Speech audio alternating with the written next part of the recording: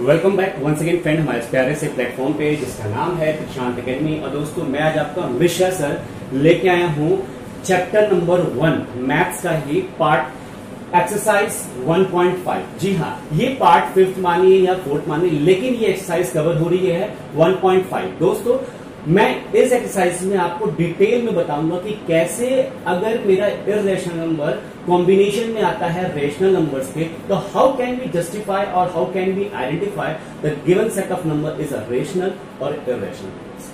मतलब समझ में आया कि अगर मेरा कोई भी नंबर रेशनल नंबर में कोई भी एक पर्टिकुलर इर्रेशनल नंबर ऐड हो रहा है, इट मींस दैट देखिए अगर मेरा p अपॉन q के फॉर्म में कोई रेशनल नंबर है, इस पर्टिकुलर नंबर में जो भी मेरा इर्रेशनल नंबर है वो अगर ऐड होता है, माइनस होता है, सब्ट्रैक्ट, अगर मल्टीप्लाई होता है या डिवाइड होता है, इन चारों में से कोई से भी ऑपरेशन के साथ ये गिवन इर्रेशनल नंबर्स अगर रेशनल नंबर के साथ कंबाइन होता है, तो हाउ कैन वी आइडेंटिफाई और how can we process our mind to just see and to answer the given number is rational और इर्रेशनल। आज हम ये चीजें सीखेंगे। तो चलिए फटाफट एक लाइक दबा दीजिए और जितना हो सके उतना शेयर कीजिए मेरे इस पर्टिकुलर वीडियो को, ताकि हर एक स्टूडेंट्स और हर एक भाई बहनों तक ये पहुंच जाए। ठीक है, जब स्टार्ट करते हैं। देखिए दोस्तों, बात आती है रेशनल नंबर्स की और इर्रेशनल नंबर्स की। आप ये जानते हैं कि किसी भी पर्टिकुलर सेट ऑफ नंबर को अगर मैं p अपॉन q के फॉर्म में लिख दूं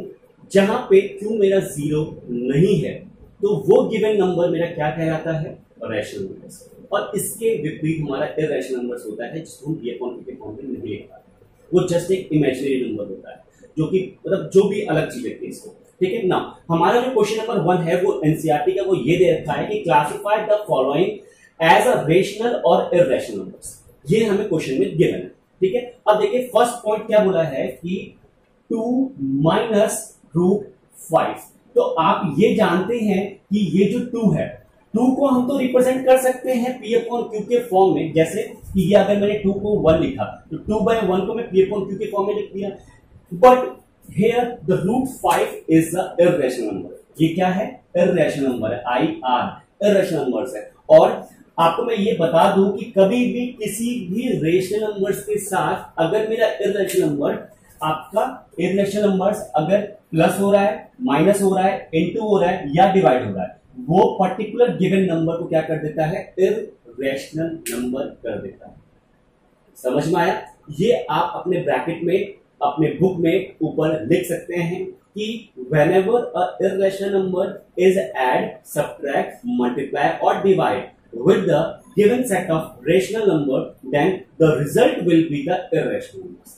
ओके, ये आप उसको पर्टिकुलर आप बुक में लिख दीजिए ताकि आपको फ्यूचर में भी याद होता रहेगा, या अपने नोट्स में लिख दीजिए।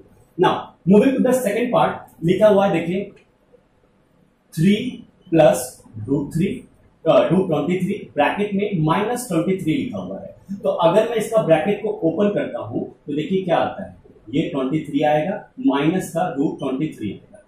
अब ये रूट 23 आया, ये क्या है? प्लस में है ये, और ये माइनस में, दोनों प्लस माइनस कट के 0 आ जाएगा और आंसर हमें मिलेगा 3। जो अगर आंसर मुझे 3 मिला उसको मैं 1 लिख दूं नीचे, तो क्या ये p अपॉन q के फॉर्म में आ गया? तो आंसर होगा यस, ये आ गया p अपॉन q के फॉर्म में, where the denominator can't be 0 1।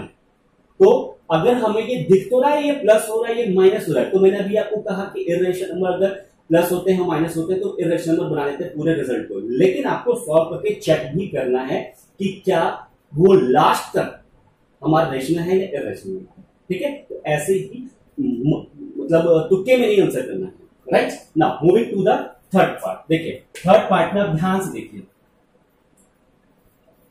Third part ध्यान से देखिए क्या लिखा हुआ है कि 2 रूट 7 अपॉन 7 रूट 7। अब यहां पे 2 के साथ ये मल्टीप्लाई में है रूट 7, पहली बात तो ये, तो ये मल्टीप्लाई कर रहा है, तो ये अगर मेरा केवल 2 रूट 7 दिया होता तो ये मेरा रेशनल है, लेकिन रूट 7 क्या इर्रेशनल नंबर है, तो मल्टीप्लाई में तो गिवन नंबर कुछ नहीं कर दिया, इर्रेशनल नंबर, पहला बात। दूसरा कि 7 भी रेशनल है और रूट 7 क्या है? इर्रेशनल नंबर है, तो दोनों को मल्टीप्लाई इर्रेशनल नंबर। लेकिन जब मैं 2 को इससे डिवाइड कर रहा हूं तो मैं क्या देख रहा हूं कि यहां पे रूट 7 लिखा हुआ है, यहां भी रूट 7 लिखा हुआ है, तो क्यों ना मैं इसको और इसको क्या कर दूं? कैंसिल कर दूं। तो मुझे अब जो आंसर मिलेगा वो मिल रहा है 2/7 और where 2/7 is nothing but the rational number. तो आपको हर डिनोमिनेटर में अगर 0 नहीं मिल रहा है और वो एक परफेक्ट रेशियो मिल रहा है और वो रेशनल नंबर है, that is the rational number. हमारा वो ही आंसर हमें आइडेंटिफाई यही करना है, right. Now moving to the D option. Now ये क्या लिखा हुआ है, 1/√2, ठीक है। 1/√2, 1 क्या है आपका पर्टिकुलर 1 क्या है, रेशनल है, लेकिन ये डिवाइड हो रहा है इर्रेशनल नंबर √2 से। तो गिवन सेट, ये जो गिवन सेट है हमें 1/√2, ये क्या कहलाएगा, इर्रेशनल नंबर कहलाएगा, राइट। नाउ फिफ्थ पार्ट में क्या दिया है, आप हर बच्चों को यही कंफ्यूजन होता है कि पाई क्या है, what is a pi. Pi is whether a rational और इर्रेशनल नंबर। तो ये क्या लिखा हुआ है, 2 पाई। पाई क्या होता है फ्रेंड, ये 2 तो आपका रेशनल तो कंफर्म है। पाई क्या होता है, 22/7 इसको लिखते हैं। अब कई फ्रेंड्स मेरे ऐसे बोलते हैं, कई बच्चे, कि सर 2 को इससे मल्टीप्लाई कर देंगे तो ये हो जाएगा 44/7, सर ये भी तो रेशनल नंबर है। No, the pi is never said to be the rational number, it is a irrational number, it comes in the category of the irrational numbers। हमने उसको एक अप्रोक्सीमेशन मान के इस वे में रखा हुआ है, लेकिन अगर आप पाई की वैल्यू को जस्टिफाई करोगे 3.144 ऐसे करके समथिंग ही चलता जाता है, ठीक है। तो that is why we consider the pi as a irrational number.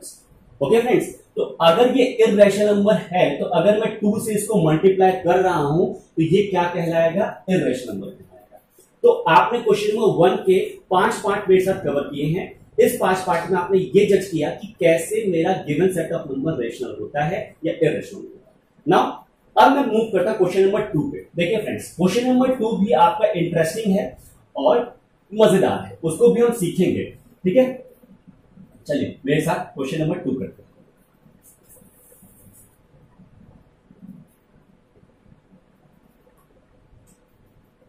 Question number 2 लिखा हुआ है आपका 3 + √3 और 2 + √2। आपको ये सिंप्लीफाई करना है, राइट। ये तो क्या मल्टीप्लाई का, एक क्वेश्चन में मल्टीप्लाई का ले रहा हूं और ये क्वेश्चन नंबर सी है, सी पार्ट है आपका, और इसको ले रहा हूं मैं √5 + √2 का स्क्वायर। बाकी आपका जस्ट मल्टीप्लाई का है। नाउ क्वेश्चन नंबर जो 2 है वो ये लिखा हुआ है कि आपको इसको सिंप्लीफाई करना है। You have to simplify the given set of number. अब देखिए कैसे होता है, देखिए फर्स्ट पार्ट कर रहा हूं, ध्यान से देखिएगा। 3 + √3, राइट, और 2 + √2। आपको ये पता है ना ऑलरेडी कि अगर मैं a + b लिख रहा हूं और यहां पे c + d लिखा हुआ है तो a पहला c + d से मल्टीप्लाई होता है, प्लस b फिर c + d से मल्टीप्लाई होता है। ये तो आपको सारी चीजें पता है ना। मैं भी यही करूंगा, 3 को पहले मल्टीप्लाई करूंगा 2 + √2 में, फिर √3 को मल्टीप्लाई करूंगा 2 + √2 में। जब 3 मल्टीप्लाई होगा तो क्या बन जाएगा, 3 × 2 = 6 प्लस 3√2, राइट, और ये क्या बन जाएगा 2√3 प्लस √3 × √2। अब आप ये जानते हैं 3 ये हो जाएगा 6 और ये हो जाएगा 3√2 प्लस 2√3। इसमें कुछ हम ऐड और सब्ट्रैक्ट मल्टीप्लाई कुछ नहीं कर सकते, ठीक है। लेकिन अब ये देखिए, ये √3 है, ये √2 है। जब कोई दो रूट वाले मल्टीप्लाई होते हैं तो ये 6 हो जाता है। इट मीन दैट कि उनके अंदर के नंबर्स को मल्टीप्लाई करके हम एक सिंगल ब्रैकेट में कन्वर्ट करते हैं। ये हमारा आंसर हो गया। ये हम इतना ही सिंप्लीफाई इसको कर पाएंगे, आगे नहीं कर पाएंगे। क्यों, देखिए ये 6 है, रेशनल है, ये इर्रेशनल है, इसको ऐड ऑन सब्ट्रैक्ट नहीं कर सकते। ये 3√2 है, ये 2√3 है। दोनों का जो रूट में वैल्यू वो डिफरेंट है, बेस वैल्यू 3 और 2 है, रेशनल नंबर्स वो डिफरेंट है, इसको हम जस्ट अलग नहीं कर सकते, राइट। समझ में आया। सिमिलरली यही जो आपका ये वाला जो कॉन्सेप्ट है, इसको आप माइंड में रख लीजिए कि अगर a + b लिखा हुआ है तो कैसे वो होता है, ठीक है। Now moving to the square part. अब ये भी बहुत इंटरेस्टिंग है और बहुत इजी है, लेकिन थोड़ा लिटिल बिट किसी बच्चे को कंफ्यूजन हो सकती है, तो आज मैं वो क्लियर करूंगा आपका। देखिए कैसे ये हो गया। अब मैं इसको यहीं पे करता हूं, ठीक है। ये पार्ट नंबर 1 है और इसको मैं बता दूं √5 √2 का square. Now moving to that part, देखिए ये थर्ड पार्ट है आपका, ठीक है। √5 प्लस √2 का स्क्वायर। देखिए आपको आइडेंटिटी पता है कौन सी, a प्लस b का होल स्क्वायर क्या होता है, a square plus b square plus 2ab। Simple ये आइडेंटिटी है। यहां पे आपका a क्या है, a है आपका √5 और b क्या है, √2 है। यहां डाल दीजिए a स्क्वायर क्या हो जाएगा, यहां देखिए √5 प्लस √2 का होल स्क्वायर क्या है, a क्या है आपका √5 का होल स्क्वायर प्लस √2 का होल स्क्वायर प्लस 2 √5 डॉट √2, यही है ना। इसी पैटर्न में आपने इसको लिख दिया, राइट। अब मैं किसी भी √a को अगर √a से ही मल्टीप्लाई करता हूं तो मेरा आंसर आ जाता है a, राइट। अब मैं अगर किसी √a को मल्टीप्लाई करता हूं √b से तो मेरा आंसर आता है √ab, जो कि मैंने इसमें आपको बताया था। ये चीजें भी आप नोट करते रहिएगा साथ साथ, आपको इन फ्यूचर में क्वेश्चंस को सॉल्व करने में इजी रहेगा, राइट। अब ये क्या बन गया 5, ये क्या बन गया 2, ये क्या बना 2 और ये क्या बन गया 10, क्योंकि 5 और 2 मल्टीप्लाई बाय 10 हो गया, ठीक है। तो ये क्या बन गया 7 प्लस √10, ये आपका आंसर आ गया। तो आपने देखा with the help of identity, with the help of concept, I easily solve each and every question with step by step, so that you can easily understood and understand।